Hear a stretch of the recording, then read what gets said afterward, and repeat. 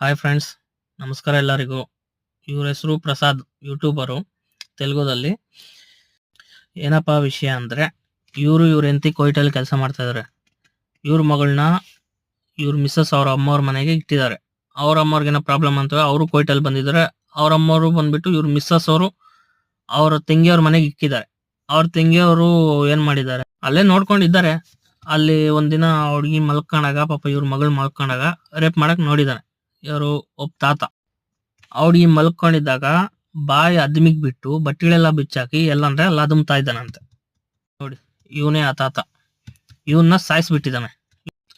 ಪಾಪ ಇವ್ರ ಮಗಳು ಫೋನ್ ಮಾಡ್ಬಿಟ್ಟು ಅವ್ರ ಅಪ್ಪಂಗೆ ಹೇಳಿದಾರೆ, ಇದು ತರ ಆಗಿದೆ ಅಂತ. ಇವರು 4 ದಿನ ಚಿಟ್ಟಿ ಅಂದ್ರೆ 4 ದಿನ ರಜೆ ತಕೊಂಡೋಗ್ಬಿಟ್ಟು ಇಂಡಿಯಾಗ ಹೋಗಿ ಸಾಯಿಸ್ಬಿಟ್ಟು ಮತ್ತೆ ಕೋವಿಟಲ್ಲಿ ಬಂದಿದ್ದಾರೆ. ಇವಾಗ ಸರೆಂಡ್ ಆಗ್ತೀನಿ ಅಂತ ಹೇಳಿ ಇವರೇ ರಿಟರ್ನ್ ಇಂಡಿಯಾಗ ಹೋಗಿದ್ದಾರೆ. ಇದ್ರಲ್ಲಿ ಯಾರು ತಪ್ಪು ಏನು ಅನ್ನೋದು ನೀವೇ ಹೇಳಿ. ಇನ್ನ ಡೀಟೇಲ್ಸ್ ನೆಕ್ಸ್ಟ್ ವಿಡಿಯೋಲಿ ಕೊಡ್ತೀನಿ.